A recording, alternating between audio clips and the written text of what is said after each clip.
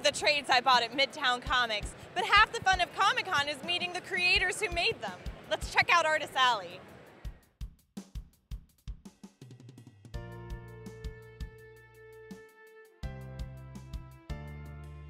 Loyal friend to Midtown Comics, we bumped into Charles Soule. It was great seeing you. Is there anything you're super excited about today, or just? Well, obviously, Death of Wolverine is still going on. The final issue comes out the next Wednesday, so the week after New York Comic Con, which is a little iffy timing, but people seem to be really liking it, which is fantastic. Actually, you guys did some beautiful variant covers for Death of Wolverine. This is issue 1 and 2. I believe they all connect into a beautiful, huge image, don't they? They do. Campbell? J. Scott Campbell does a great job. You signing lots of autographs? Oh yeah, my hand is. It's a little. But that's not a bad thing. I mean, I can't complain. Here we are with no stranger, J. Scott Campbell, who has done more incentives for us, which we're happy to release. Right now we're working on the Death of Wolverine, which is a 4-part connecting cover. Can you talk about what you were planning, or thematically what you were going for when you went for these? Yeah, well, when Midtown, Marvel, and myself first started discussing it, the approach was Wolverine throughout his history, I guess his time period in the comic books, and specifically sort of the love interest and sort of the women that have been in his life, because we don't often think of Wolverine's love interests, but he has had a few. And so the idea to kind of thematically represent each one of those time periods in a cover. The idea, of course, was to make 4 of them connect. And I've done my share of connecting covers over the last couple of years, but 4 in a row seemed like a bit much. I was trying to think of, like, what's another way I can maybe do that?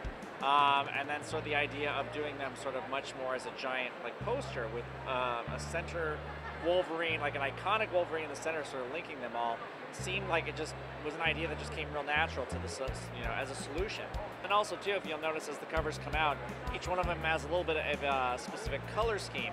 You've got this one that has a little bit more of a brown, sort of almost sepia tone to kind of illustrate the oldest period of time.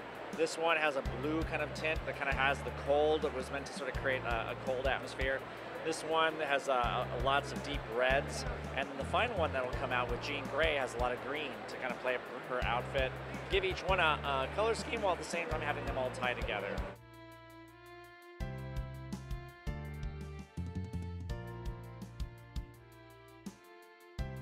We found creators Art Balthazar and Franco, who are doing some amazing sketches. I got one myself.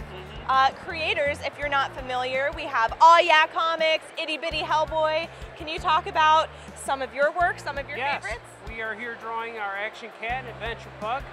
And just yesterday or the day before, they announced from Dark Horse we're going to be doing more Itty Bitty Hellboys. Right here, he's awesome. And we're going to do our own character Grimace from Grimace Island, and some Itty Bitty Masks. I'm excited. We're super excited. So stay tuned with Midtown Comics TV, and maybe we'll be able to get an interview when that information is released. It's true. You have to go to the website, go to the store. It's awesome. And that's it for my tour of New York City Comic-Con 2014's Artist Alley.